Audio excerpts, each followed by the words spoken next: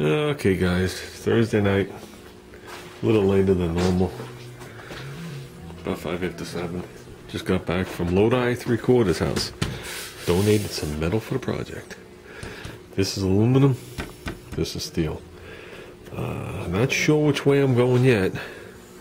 Originally I was going to go with the aluminum, but he offered me up the piece of steel, so I'm not 100% sure.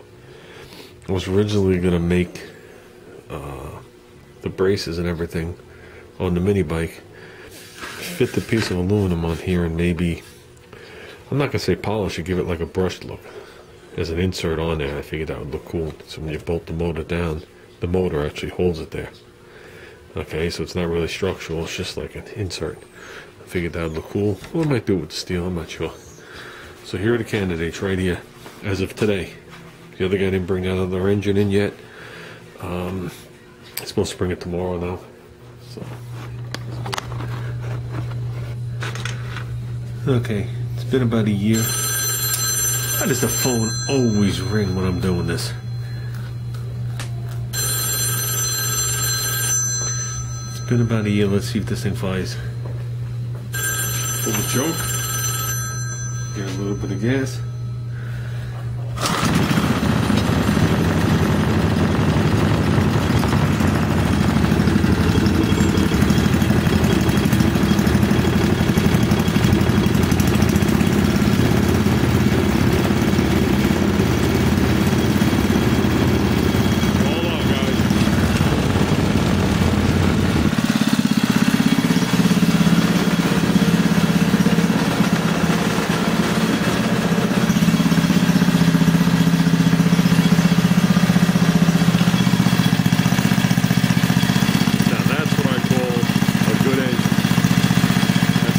Baby. It's sitting on my tool thing, so I can't let go and accelerate. That's a fun place to put you guys. And I don't seem to have anything better to rest here right now. Oh. Hold on.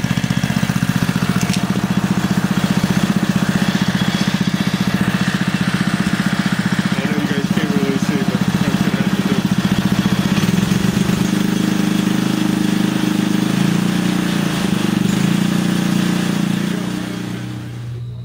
Battery died.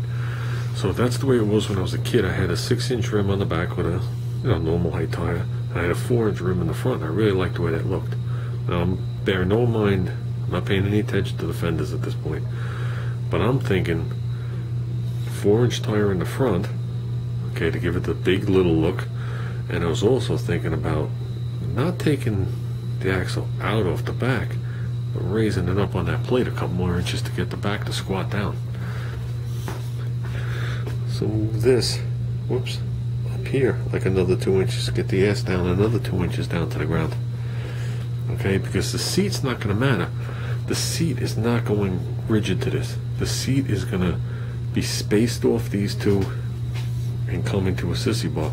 So the seat, when I'm all said and done, will be level. So it'll be wedge shaped underneath here. Okay, and the frame will angle back. And I'm figuring that'll give it a nice raked chopper look. But these are things I have to take into consideration if any of this is going to affect anything I do. And if I do something like that, that plate is angled back, so that'll actually space it further away. Okay. One of the next things I'm going to have to do is figure out what rear tire I'm putting on this thing and put it on there now that we're this close. You know what I'm saying? I don't even know how big that is right there. I guess that's a 1/2 inch, and maybe I could get in. I could possibly squeeze another 1/4 out of the front, so I'll have 3/4 of an inch clearance, which sounds like a lot, but I don't know. I don't know. So, and I know a lot of engines, they tilt them forward. I never seen them tilt them back. I think when you tilt them forward, it still whips the oil up. But apparently, from the factory, this motor was always tilted back. So. There's definitely things we're going to have to check into here, but looking at it like this is a green light. This is a green light. I see nothing that can't be corrected, including the carburetors. The carburetors I was thinking about doing more on a 45, but apparently we're going to have to do it on a 90. Same with the exhaust. Exhaust, I don't want to do it at a 90, but it's probably gonna come right alongside this engine. This one will probably come right alongside this. The front, I don't know if I'm gonna have that luxury since the motor sticks out so much further. So, but we'll see. We'll see. I haven't decided how I'm gonna do it yet. One of my things that I used to do when I was a kid, and I loved it, is I would take the 3.5 horse. This might have been one of them that had it on there, I don't even know. But you take a 3.5 horse, and then you take a 5 horse that comes with carburetor, with the intake manifold that comes down like this. You flip it upside down, so it went up like this, like a tunnel ram. It sat a little bit crooked, but something like that could be an option with the carburetor coming up. I don't know. Don't know what I'm going to do yet, but I just know that this is enough room to do anything I have to do, no matter where the carburetor is going to land. You know what I'm saying? So I'm going to try and keep everything that way to keep away from my chain setup. So, and these motors aren't exactly where they belong, it's just close enough. And I do have the back of it being held up with a screwdriver, you guys can't see that. And so I think I'm going to like this a lot. There's a side that's probably going to look the best when the time comes. You know, because I figure I'll deck it out, I'll put all the decals back on the engines. So,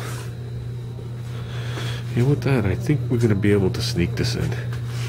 Might take a little massaging. So, but if I raise that wheel up and took care of those 2 drain plugs, massive room. At least that's the way I feel. Is that back tire, I mean, I'd have to check it with a 90 degree. I think that back tire, if I moved it from here to here, would probably go back a 1/2 inch. But that's not even the point. You gotta look at the center line. The center line of that bolt is higher than the drain. So the further I just move it up, forget about back, the more tire clearance I'm gonna have with that oil drain, which I'm not even worried about. I'll sneak in I'll put a tape and plug in there with an Allen key head that'll be flush. So as far as I'm concerned, this is my area right here, and possibly another 1/4 of an inch. So I'll probably have 3/4 of an inch clearance, which even if I inflate this tire, it won't move that much. So, like I said, I can't pull the plug out, it's full of oil. So as of right now, these are the 2 engines I'm going to go with. This one's a definite. This is a definite. There's no way I'm not running this engine. I know how mint this engine is. This engine here, I'm still trying to think back to what I did. I mean, God, I built this, the last time I was into this engine was in 11th grade. Like an idiot, I was still cruising around the mini bike trying to race kids. And I could have sworn that this thing has a rod in there that's ground down, lightened and polished, and everything I could do by myself in the garage, I tried to do on this engine, and then threw white paint on it. So, I don't remember. I do remember when I moved in this house, I had crates and crates and crates of engines and parts, and I remember that lawnmower engines had a different lift and duration than a horizontal shaft motor, and I could swear I changed the cam in this one too.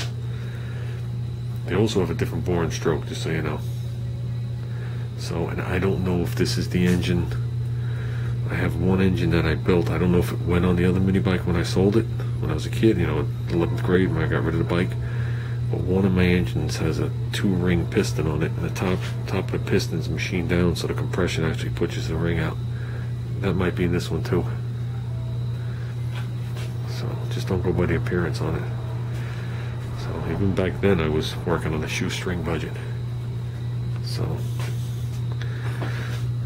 I think I'm going to take a 2-second break and flip this thing around so we can get a picture of the other side and see what we're going to do.